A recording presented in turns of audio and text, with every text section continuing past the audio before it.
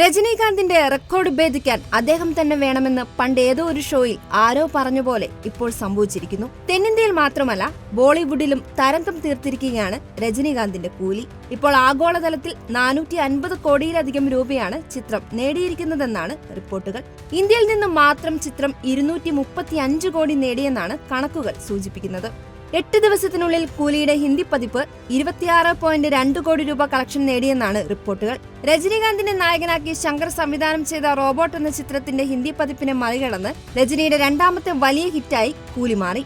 ആദ്യ ദിവസം 4 കോടി രൂപയുമായാണ് കൂലി ഹിന്ദി ബോക്സ് ഓഫീസിൽ വരവറിയിച്ചത്. രണ്ടാം ദിവസം 6 കോടി രൂപയും മൂന്നാം ദിവസം 4 കോടി രൂപയും 4-ാം ദിവസവും 4 കോടി രൂപയും നേടിയതോടെ വാരാന്ത്യത്തിൽ ഹിന്ദിയിൽ ചിത്രം 19 കോടിയിലധികം രൂപ നേടിയിരുന്നു. അതേസമയം കൂലിക്കൊപ്പം ഇറങ്ങിയ വാർ 2വിന്റെ അവസ്ഥ ദയനീയമാണ്. ബോളിവുഡിലെ സൂപ്പർ ഹിറ്റ് യൂണിവേഴ്സുകളിൽ ഒന്നാണ് യഷ്രാജ് ഫിലിംസിന്റെ സ്പൈ യൂണിവേഴ്സ്. 5 സിനിമകളാണ് ഇതുവരെ യൂണിവേഴ്സിന്റെ ഭാഗമായി പുറത്തിറങ്ങിയിട്ടുള്ളത്. യൂണിവേഴ്സിലെ വാർ 2 തിയേറ്ററുകളിൽ പ്രദർശനം തുടരുകയാണ്. എന്നാൽ സിനിമയ്ക്ക് പ്രതീക്ഷിച്ച വിജയം നേടാൻ കഴിഞ്ഞിട്ടില്ല. മോശം പ്രതികരണമാണ് സിനിമയ്ക്ക് ലഭിക്കുന്നത്.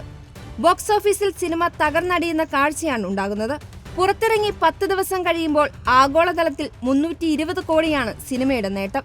248 കോടി ഇന്ത്യയിൽ നിന്ന് നേടിയ ചിത്രം 71 കോടി ഓവർസീസ് മാർക്കറ്റിൽ നിന്നാണ് നേടിയത്. 400 കോടി ബജറ്റിലാണ് സിനിമ ഒരുങ്ങിയത്.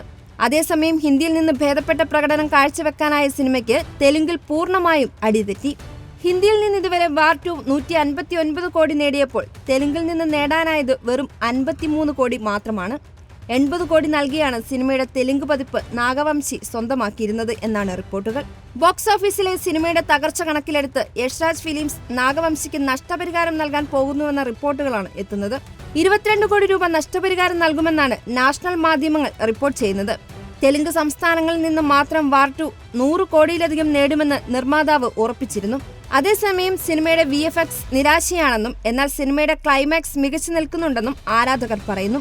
സിനിമയിലെ ചില സീനുകൾക്ക് ട്രോളും ലഭിക്കുന്നുണ്ട്. സ്പൈ യൂണിവേഴ്സിന്റേതായി നേരത്തെ പുറത്തിറങ്ങിയ സിനിമകളെ ഓർമ്മിപ്പിക്കുന്ന തരത്തിലുള്ള മേക്കിംഗ് ആണ് വാറിന്റേതെന്നും ഔട്ട്ഡേറ്റഡ് ആയി തോന്നുന്നു എന്നുമാണ് ആരാധകർ പറയുന്നത്.